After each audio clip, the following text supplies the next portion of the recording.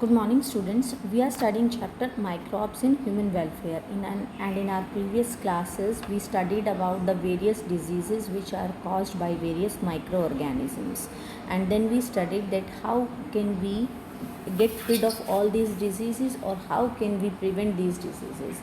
So for prevention, we talked about the community hygienic conditions and the personal hygienic conditions.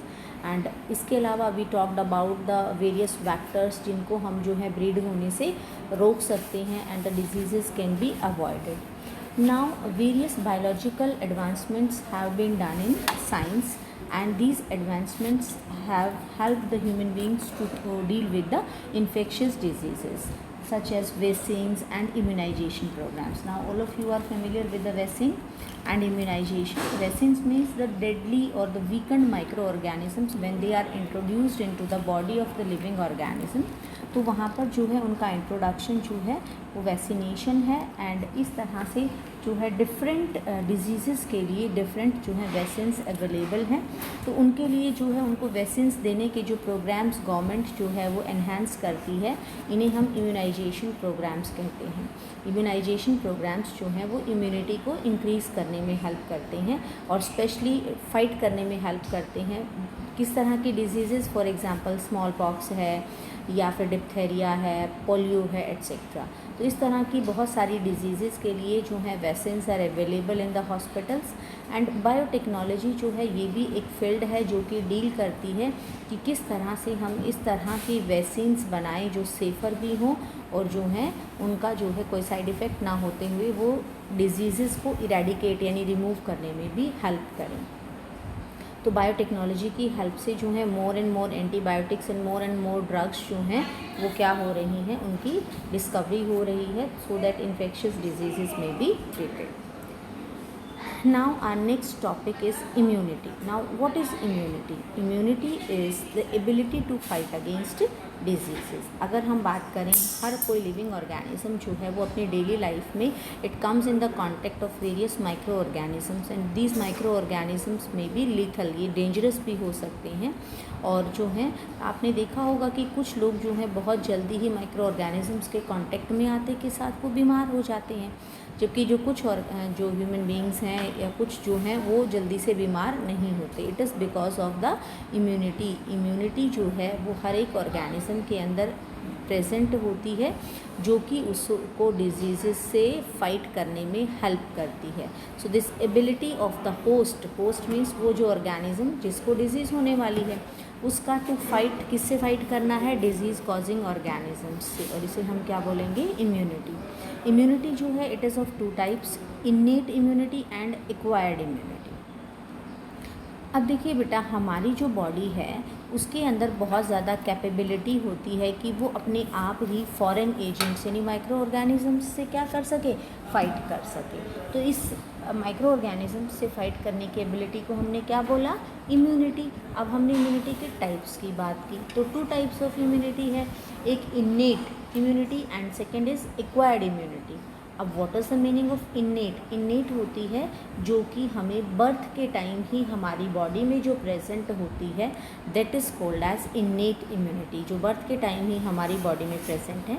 And it is non specific type of defence. इसमें कोई specific नहीं होगा कि इस disease के लिए body में इम्यूनिटी है या इसके लिए नहीं है. जनरल इम्यूनिटी जो है उसे हम इन्नेट इम्यूनिटी कहते हैं. और ये जो है बॉडी के अंदर हमारी बॉडी में डिफरेंट बैरियर्स हैं जो फॉरेन पार्टिकल्स को, माइक्रो ऑर्गेनिजम्स को बॉडी में एंटर नहीं करने देते. और जो है इनमें अगर हम बात करें तो जो है 4 टाइप्स ऑफ बैरियर्स हम we will study. First is physical barriers. आपने देखा होगा कि जो हमारी बॉडी के जितने भी ऑर्गन्स हैं, चाहे वो इंटरनली प्रेजेंट हैं या एक्सटर्नली प्रेजेंट हैं, उनके ऊपर जो है एपिथेलियल टिश्यू प्रेजेंट होता है, यानी स्किन प्रेजेंट है हमारी बॉडी पर पूरी पर outer most. And it is the main barrier. इसका क्या फंक्शन है कि ये माइक्रो ऑर्गेनिजम्स की एंट्री नहीं होने देती. इसके अलावा जो है mucus coating of the epithelium lining the respiratory, हमारा रेस्पिरेटरी ट्रैक है उसके ऊपर भी प्रोटेक्टिव लेयर है म्यूकस का. गैस्ट्रोइंटेस्टाइनल ट्रैक उसके ऊपर भी लाइनिंग है. यूरोजेनाइटल यानी जो है वहाँ पर भी जो है एपिथेलियल म्यूकस प्रेजेंट है. तो ये सब जो है टिश्यूज़ ये क्या करते हैं, हमारी बॉडी को सेल्स जो हैं, जिसमें स्पेशली हमने स्किन की बात की, ये हमारी बॉडी को क्या कर रहे हैं, प्रोटेक्ट कर रहे हैं, किससे, माइक्रो ऑर्गेनिजम्स के एंटर करने से, यानी कि दे आर प्रोवाइडिंग बैरियर्स। उसके बाद हम बात करते हैं फिजियोलॉजिकल बैरियर्स। फिजियोलॉजी यानी हमारी बॉडी की वर्किंग। आप सभी को पता है कि we have acid in our stomach, that is hydrochloric acid, saliva in our mouth and tears from our eyes. ये सब क्या करते हैं, जो हमारी बॉडी के इन ऑर्गन्स को माइक्रो ऑर्गेनिजम्स से प्रोटेक्ट करते हैं। सो ये क्या काम कर रहे हैं, फिजियोलॉजिकल बैरियर्स का, and they are providing immunity. Then cellular barriers. You know that our blood has two types of cells, RBCs, WBCs, and one more type of cell is there, that is platelets. लेकिन यहाँ पर जो हम बात कर रहे हैं WBCs की, which are also known as leukocytes, and ये जो ल्यूकोसाइट्स की कुछ टाइप्स हैं, जैसे PMNL neutrophils, polymorphonuclear leukocytes, ये जो है डिफरेंट टाइप्स ऑफ ल्यूकोसाइट्स हैं। एंड इसके अलावा जो है दूसरा जो है मोनोसाइट्स हैं, ये क्या करते हैं, and natural killer type of lymphocytes, ये जो ब्लड के अंदर, and macrophages in the tissues, ये सब भी जो है एक तरह का क्या काम कर रहे हैं, बॉडी को डिजीज़ से प्रोटेक्ट कर रहे हैं, क्योंकि ये डिफरेंट टाइप्स ऑफ सेल्स हैं, चाहे वो ल्यूकोसाइट्स के टाइप थे, चाहे वो मोनोसाइट्स हैं, या फिर जो है वो नेचुरल किलर लिम्फोसाइट्स हैं। इन सब का क्या काम है कि जब भी कोई फॉरेन माइक्रो ऑर्गेनिज्म एंटर करते हैं, ये इनको फैगोसाइटोस कर लेते हैं, यानी एनगल्फ कर लेते हैं एंड डिस्ट्रॉय कर देती हैं माइक्रोब्स को, ये सेल्स। तो ये जो बैरियर हुआ, ये कैसा हुआ, cellular barrier. And next is cytokine barrier. Cytokine barrier क्या है कि जब भी बॉडी के अंदर वायरस एंटर करते हैं, तो जो वायरस से इन्फेक्टेड सेल्स हैं, वो एक पर्टिकुलर प्रोटीन सिक्रीट करने लग जाती हैं, और इन पर्टिकुलर प्रोटीन्स को हम इंटरफेरॉन्स बोलते हैं। और ये जो इंटरफेरॉन्स हैं, ये क्या करेंगे, जो नॉन इन्फेक्टेड सेल्स हैं उनके ऊपर वायरस का इन्फेक्शन नहीं होने देते, यानी कि ये भी एक तरह का बैरियर हो गया। इन्फेक्टेड सेल्स, वायरस से जो इन्फेक्टेड सेल्स हैं, दे हैव इंटरफेरेंस और which do not allow the further infection of non infected cells. तो ये हमने क्या पढ़ा, इनेट इम्यूनिटी जो हमें बर्थ से मिली, चाहे वो हमें स्किन के फॉर्म में है, चाहे वो साइटोकाइन बैरियर्स हैं, सेलुलर बैरियर्स हैं, या फिर फिजियोलॉजिकल बैरियर्स हैं। सो यहाँ पर हमने पढ़ा कि ये इनेट इम्यूनिटी है, जो कि एक कोई नॉन स्पेसिफिक है, पर्टिकुलर उसके लिए, डिजीज़ के लिए रिस्पॉन्सिबल नहीं है इम्यूनिटी प्रोवाइड करने के लिए। Generally they protect the body from the disease. Now the second type of immunity is acquired immunity, as the name is telling. Name is representing acquired, means we have taken, we have gathered. So this is a pathogen specific immunity. ये जो है memory based है। इसमें क्या होता है कि जब भी हमारी बॉडी पे कोई माइक्रो ऑर्गेनिजम्स एंटर करते हैं, तो हमारी बॉडी एक रिस्पॉन्स प्रोड्यूस करती है फर्स्ट टाइम, और उसे हम फर्स्ट प्राइमरी रिस्पॉन्स बोलते हैं, जो कि बहुत लो इंटेंसिटी का होता है। लेकिन अगर फिर सेम पैथोजन अगर बॉडी में एंटर करते हैं, तो यहाँ पर बॉडी जो है फिर उसको स्ट्रॉन्ग इंटेंसिटी के साथ में जो है उसके साथ डिफेंड करती है, डिजीज़ जो है वो फाइट करती है। तो यहाँ पर जो है फर्स्ट जो रिस्पॉन्स था वो प्राइमरी रिस्पॉन्स, और बाद में जो है वो सेकेंड टाइम जो रिस्पॉन्स प्रोड्यूस हुआ, उस सेल्स ने याद रखा, तो that is called as secondary response. और जो है क्योंकि यहाँ पर मेमोरी बेस्ड है और ये एक स्पेसिफिक इम्यूनिटी है। अब अगर हम बात करें कि यहाँ जो रिस्पॉन्स प्रोड्यूस हुए, प्राइमरी रिस्पॉन्स और सेकेंडरी रिस्पॉन्सेस, ये किसने दिए, these are done by two special sales.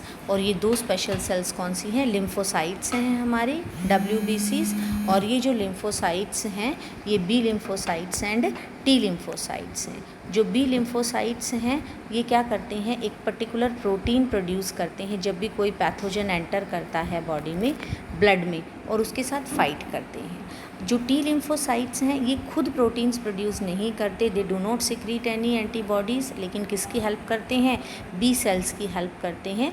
किस लिए, ताकि जो है क्या प्रोवाइड करने के लिए, इम्यूनिटी प्रोवाइड करने के लिए। यानी कि acquired immunity, it is done by lymphocytes, two types of lymphocytes, B lymphocytes and T lymphocytes.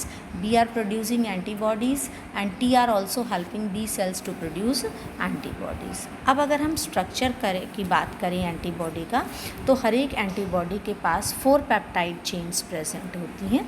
जैसा कि यहाँ डायग्राम में दिख रहा है, 2 चेन्स लॉन्ग हैं, इसलिए उन्हें हम क्या कहेंगे, हैवी चेन्स। और जो 2 चेन्स जो कि स्मॉल हैं उन्हें हम क्या कहते हैं, लाइट चेन्स। जैसा कि यहाँ आप देख पा रहे हैं, ये जो हैं these are light chains and these are heavy chains. तो यहाँ पर इसलिए जो है एंटीबॉडी के स्ट्रक्चर को हम क्या कह सकते हैं, H2L2। H2 means 2 heavy chains and L2 means 2 light chains. अब बॉडी के अंदर एक ही तरह की एंटीबॉडीज़ नहीं होती। पहली बात तो what are antibodies, antibodies are special proteins.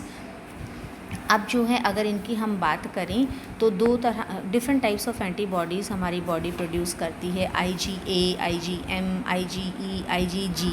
ये डिफरेंट टाइप्स ऑफ एंटीबॉडीज़ हैं। यहाँ पर जो डायग्राम शो किया, यहाँ पर भी we are able to see that they have shown the 4 chains H2 and L2। अब देखिए बेटा, जो 2 types of acquired immunity response में हमने क्या पढ़ा, 2 टाइप्स ऑफ एक्वायर्ड इम्यूनिटी है। एक तो एंटीबॉडी मीडिएटेड जो अभी हमने पढ़ा, और दूसरा जो टाइप ऑफ जो रिस्पॉन्स है, इम्यूनिटी है, दैट इज़ सेल मीडिएटेड। यानी कि immunities of 2 types, इनेट and acquired. जो एक्वायर्ड है इसको भी आगे हमने फर्दर 2 कैटेगरीज़ में बांटा है। पहला है एंटीबॉडी मीडिएटेड, जो कि अभी हमने पढ़ा कि एंटीबॉडीज़ प्रोड्यूस किए किसने किए, लिम्फोसाइट्स ने। और second type of immunity is cell mediated immunity, जिसे हम CMI भी कहते हैं। जो है सेल मीडिएटेड इम्यूनिटी, CMI हो गई। अब उसके बाद बात करते हैं हम कि कई बार हमारी बॉडी के जो ऑर्गन्स हैं वो फेल हो जाते हैं, प्रॉपरली वर्क नहीं करते, और वहाँ पर फिर एक ही रेमेडी रह जाती है कि ये ऑर्गन्स जो हैं रिप्लेस किए जाएं, ट्रांसप्लांटेशन की जाए, ताकि जो पर्सन है वो अपनी नॉर्मल हेल्दी लाइफ जी सके। फिर किसकी ज़रूरत पड़ती है, एक ऐसे डोनर की जो कि क्या करे, उसको वो ऑर्गन डोनेट कर सके। Why is that the organs can not be taken from just anybody. तो जब भी ऑर्गन ट्रांसप्लांटेशन की जाती है, इस चीज़ का ध्यान रखा जाता है कि जो ऑर्गन है वो किसी क्लोज रिलेटिव का हो। ऐसा क्यों? क्योंकि हमारी बॉडी के अंदर जो इम्यूनिटी सिस्टम है, जो सेल्फ इम्यूनिटी सिस्टम है, वो क्या करेगा, जब भी इस तरह के ऑर्गन्स की ट्रांसप्लांटेशन की जाएगी, तो अगर क्लोजली रिलेटिव का नहीं है तो बॉडी की सेल्स आइडेंटिफाई करके और उसे क्या कर देंगी, रिजेक्ट कर देंगी। और इसलिए क्या ज़रूरी है कि जब भी ब्लड ग्रुप या टिश्यूज़ या जब भी ऑर्गन्स की ट्रांसप्लांटेशन की जाती है तो वहाँ पर जो है उसकी मैचिंग की जाती है कि क्या वो उसको एक्सेप्ट कर पाएगा या नहीं। और इसके अलावा बॉडी का जो सेल्फ इम्यूनिटी सिस्टम है उसको सप्रेस करने के लिए उसे कुछ मेडिसिन्स दी जाती हैं, और हो सकता है उसे वो ऑपरेशन के बाद लॉन्ग टाइम तक वो मेडिसिन्स लेनी पड़े। इन मेडिसिन्स को हम बोलते हैं immunosuppressants. In actual what they will do, they will suppress the self immunity of the organism। जिसका ऑपरेशन हुआ है उसकी इम्यूनिटी को वो सप्रेस कर देंगे। तो उससे क्या होगा, जो ऑर्गन है वो क्या रहेगा, उसकी बॉडी के अंदर एक्लेमेटाइज हो जाएगा, उस एनवायरनमेंट का वो हैबिचुअल हो जाएगा, और इस तरह से बॉडी जो है फिर प्रॉपरली वर्क करने लग जाएगी। तो this is the topic we have studied about the immune.